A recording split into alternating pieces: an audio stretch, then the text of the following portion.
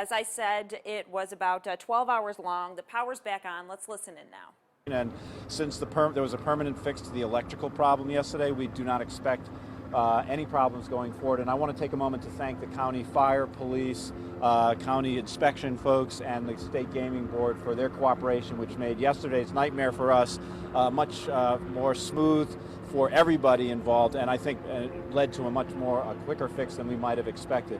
You know, as I said, today it's business as usual for Paris, but our big job today is to work with the customers who were displaced last night, get them back here so they can recover their belongings if they were staying somewhere else, and obviously tell them that they aren't paying for last night, nor will they be paying for the next 2 nights if they stay with us, or whenever they can stay with us here at Paris again. So this today is all about dealing with customers who were very frustrated last night, understandably, even though this was an unavoidable accident as far as we could tell in terms of the guests and the company.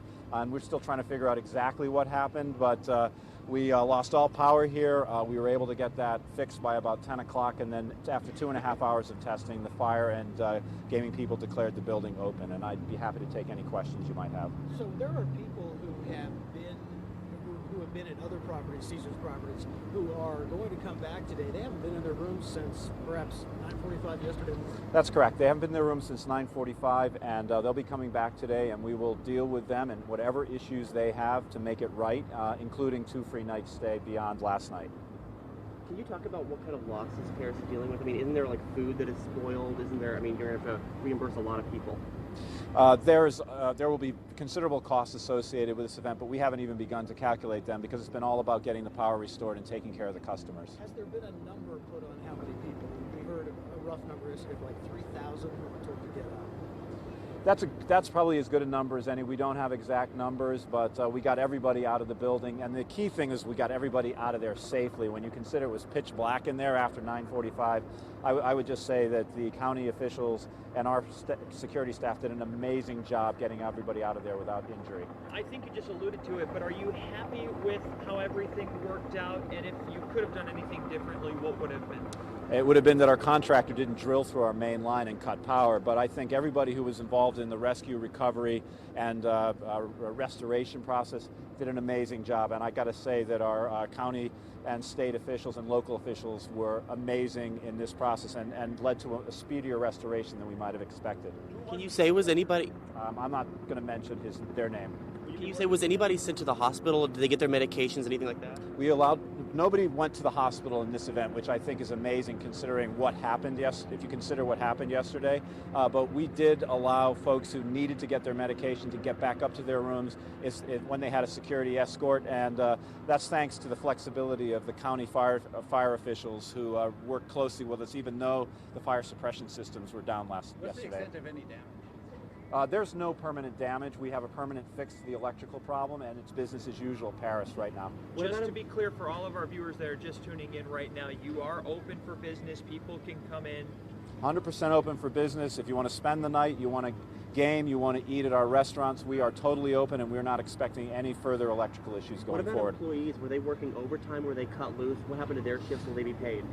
Employees will be paid as usual. We asked our employees to show up, and they did a great job and got here, even though some of them had to be put in temporary space until we could get reopened. But they came in, and I got to give great credit to our employees who had to deal with customers who were, obviously frustrated yesterday, and we did a great job. I want to thank them for their job trying to help our customers get to new accommodations last night and just to deal with the many issues that they had. So this might be a question for fire. Did this present a problem that with all the emergency lighting and stuff that's put into the building, this present a problem that isn't planned for? I think that problem might be better handled from an inspection standpoint. What I can tell you from the fire suppression standpoint is we had 55 personnel here working in conjunction with with Paris employees, and they just did a remarkable job. There was a lot of teamwork.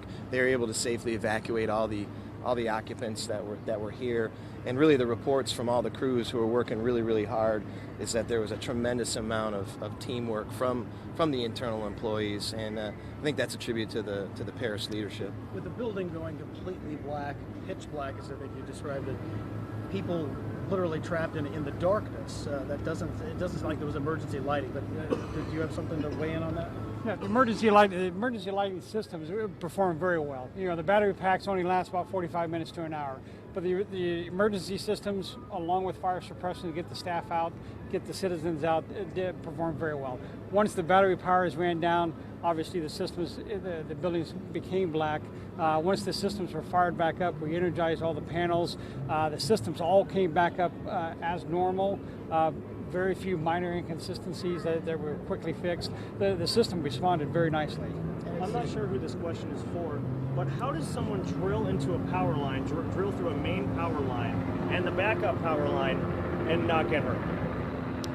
That's a question a lot of us have been asking ourselves, and I just say thank goodness that didn't happen. But we don't know at this point exactly what happened down there. We're going to try to get to the bottom of it, but the good news is that nobody was injured. Was any, what will happen to the money that was in the machines when the power went out? We're working closely with the gaming board and our customers to make sure that everybody's treated fairly and equitably coming out of this event. Can you tell us what he was doing down there in the first place? What was he trying to fix? They were down there trying to fix issues in the subfloor below the boiler room, and so they were authorized to be there. They obviously weren't authorized to cut through the main power line. Will there be any repercussions for that construction company? I can't comment on that right now. So I just want to clarify, is there anything learned here that changes emergency procedures, lighting, power, in a building like this if it goes completely dark? Right now, the overall systems, again, perform very well, as anticipated. One of the things we will have to evaluate is the emergency generator backup system. When the power was cut, there was a surge that went back and affected one of the backup generators. So we'll check that system out.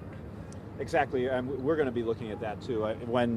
Even if the main power line gets cut, you have the backup generators just for that purpose, and that didn't work. So we're going to be working closely with the county and local officials to make sure that we have a backup system that's functional when the main power goes down. But you said there were battery-powered lights that worked for a while? On the emergency lighting system, yes. Okay, are those throughout the hotel casino? Yes, they are. Can this problem occur in any other of the Caesars properties? Well, I assume if somebody drilled into the main power line, yes, but obviously we'll be working closely with our contractors to make sure nothing like this happens again, I can assure you. Just so we're 100%. All right, so there you have it. They're having a press conference right outside the Paris, answering some questions that a lot of people had, wondering folks that were gaming when the power went out, what was going to happen there, if the employees were heading to work and if they were going to be paid, and also what it's going to cost the hotel, casino, and Caesars Entertainment. So they did answer some of those questions this morning, and Parker is there, and we're going to be going out to him shortly, and he'll give us kind of the rundown and break that all down for us. Now, our other big story